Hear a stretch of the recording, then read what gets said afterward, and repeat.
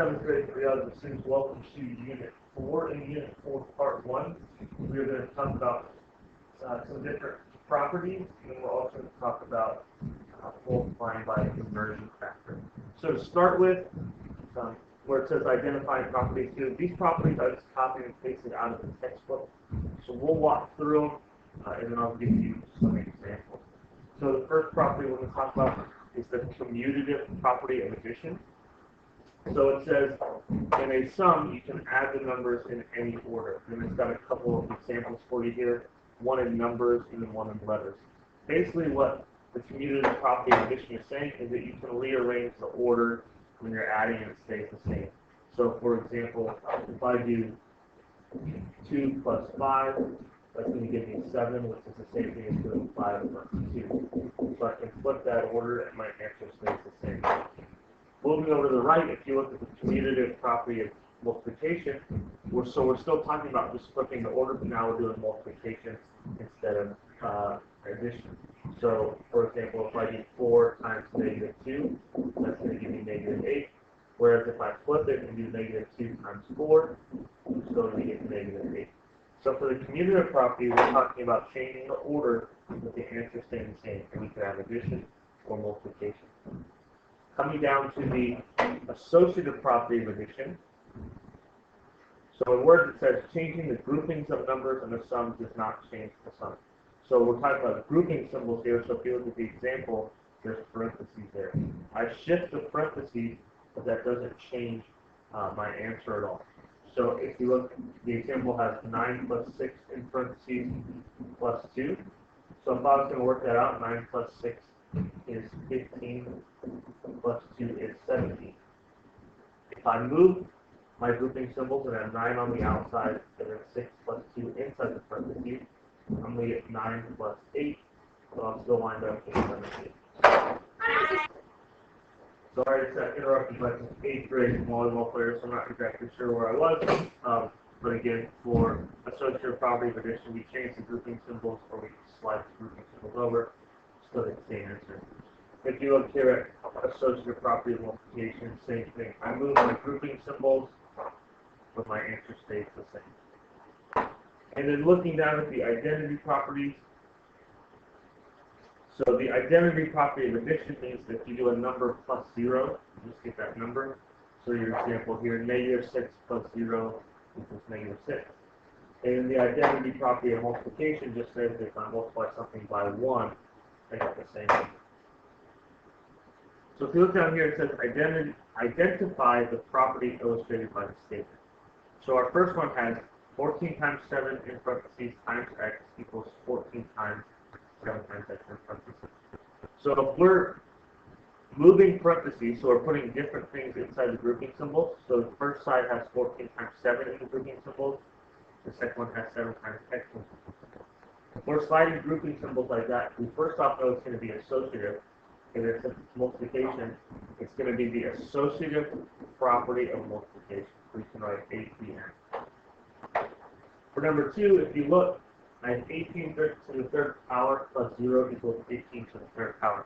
So don't let those exponents throw you off. The actual property part is the fact that I'm adding 0 and winding up with the same answer, which is the identity property of addition, or IPN. For number 3, if you look, I'm doing negative 525 times 1. I'm doing negative 125 as my answer. Okay. So again, this is identity property. So I'm winding up with the same answer.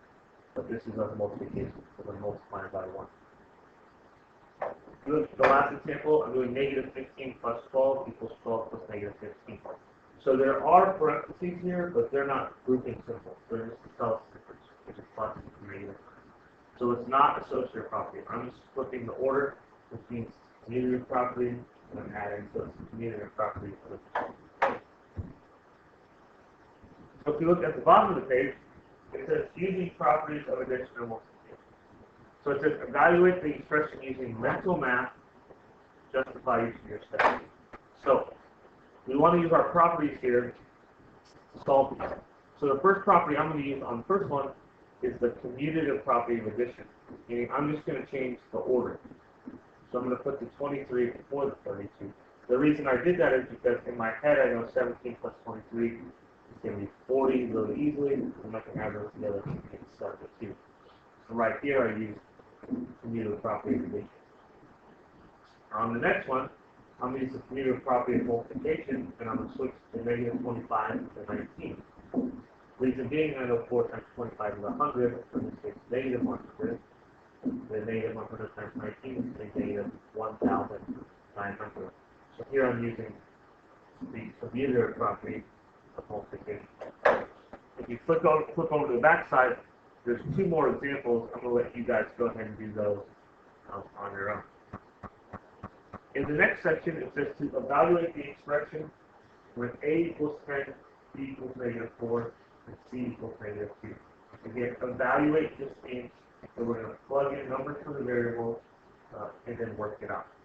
So, for the first one, for A, I need to plug in 10, so I have 10 squared. B is negative 4. C is negative 2 squared. So I'm going to do my exponents first, so I'll have 100 times negative 4 times positive 4, because negative 2 squared is positive 4. Now, order of operations tells me to go left or right, so to do 100 times negative 4. But I'm going to use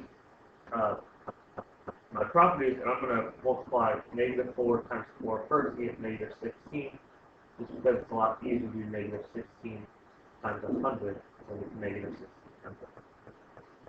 For number 2, I have 3, I need to plug in negative 4, plus 5, I need to plug in 10, plus negative 6 times negative 2.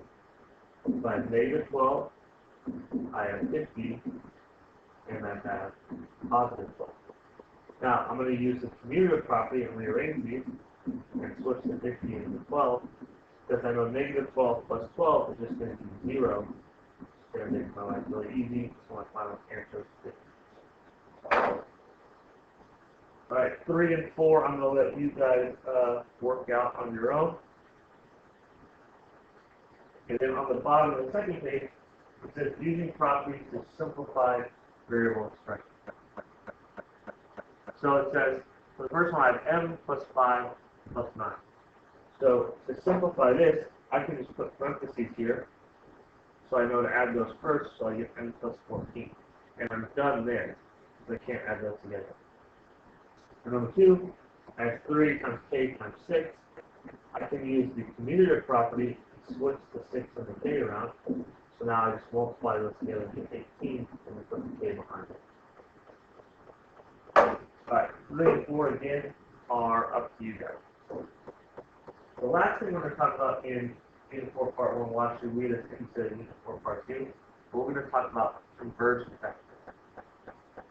So the directions say to use a conversion factor to perform an indicated conversion.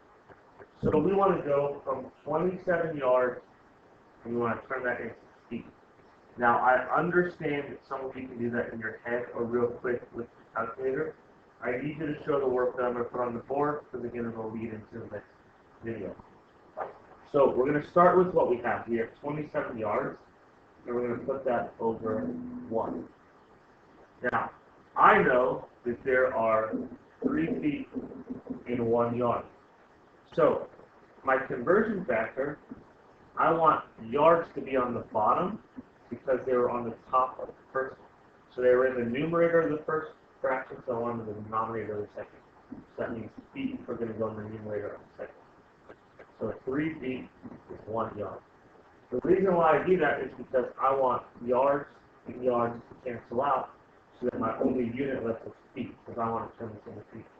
So 27 times 3 is 81. My only unit left is feet.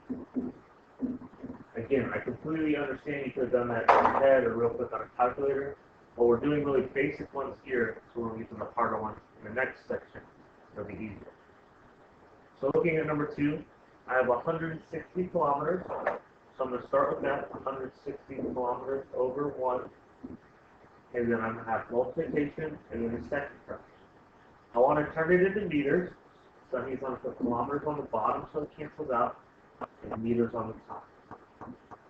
Now, I know that there are 1,000 meters in 1 kilometer. Okay, so I'm going to put a 1 down here, I'm going to put 1,000 up top.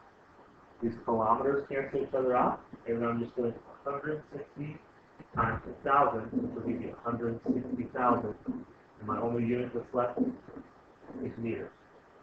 Alright, I want you guys to try number 3, going from seconds to minutes. Okay? Make sure you are using fractions like I did. Don't just write what the answer is. That won't be correct. Okay, then you have some review problems down here on the bottom. Down here where it says to describe the location, that means I want you to tell me what quadrant it's in. Or if it's on an axis, tell me what axis. Don't worry about actually drawing it. Alright, that's all for Unit 4, Part 1.